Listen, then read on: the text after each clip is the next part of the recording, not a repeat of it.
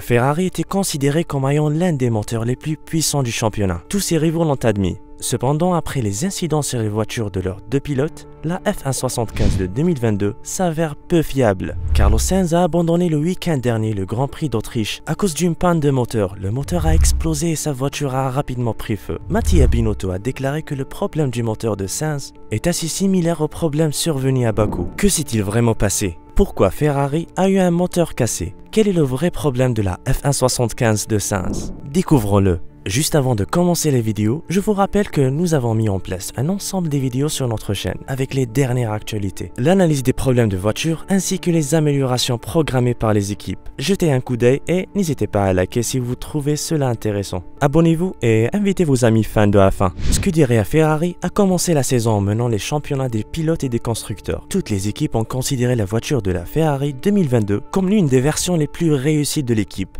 Malheureusement, les problèmes ont commencé à apparaître après que Charles Leclerc a reçu une pénalité moteur au Grand Prix du Canada suite aux problèmes de voiture qu'il a eu au GP d'Azerbaïdjan à Bakou.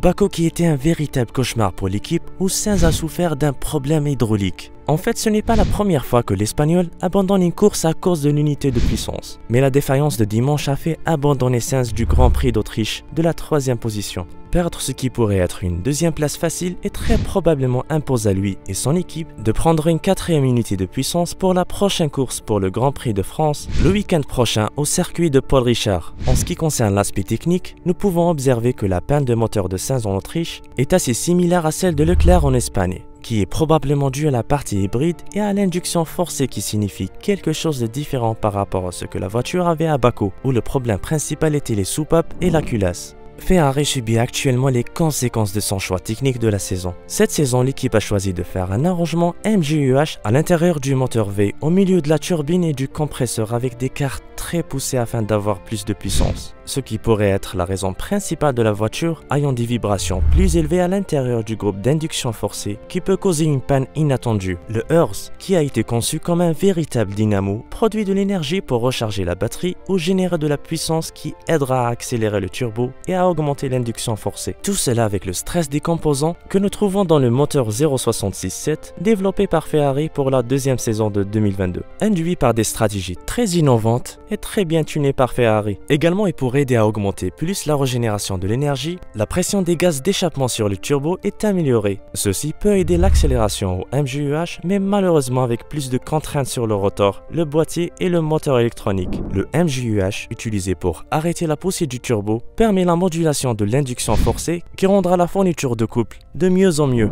Cependant, la dérive du moteur électrique poussant sur le côté opposé de la turbine provoque un stress massif sur le moteur électrique.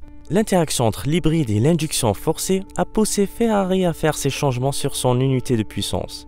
Malheureusement, celle-ci est considérée actuellement comme un élément faible qui crée des problèmes de fiabilité, comme en Espagne et en Autriche. Ferrari a utilisé le MGUH d'une manière qualifiée de ses stratégies les plus agressives, pour une raison principale, gagner un peu plus de vitesse, mais en donnant des puissantes accélérations à la turbine exposée à un effet de pompage plus important et à des pressions très élevées et prolongées. L'induction forcée, les soupapes et le moteur subissent un stress mécanique et thermique sévère malgré l'augmentation de la puissance à environ 30 chevaux. Les plans de Ferrari d'utiliser l'hybride comme un support pour l'augmentation de la puissance ont donné un très bon résultat grâce au MGUH, mais celui-ci joue actuellement un rôle principal dans la gestion de l'unité de puissance de Ferrari. Sainz a déclaré juste après l'incident du dimanche dernier qu'il pouvait obtenir un excellent résultat avec son coéquipier Leclerc. Mais maintenant, ils vont se concentrer sur le vrai problème derrière cela afin de les résoudre pour la prochaine compétition. Je n'ai pas eu d'avertissement, c'est arrivé tout d'un coup. Un 1-2 était possible, mais nous devons regarder les points négatifs afin d'éviter des nouveaux épisodes similaires. Les amis, si vous avez aimé la vidéo jusqu'à présent, mettez un like, cela encouragera beaucoup notre équipe.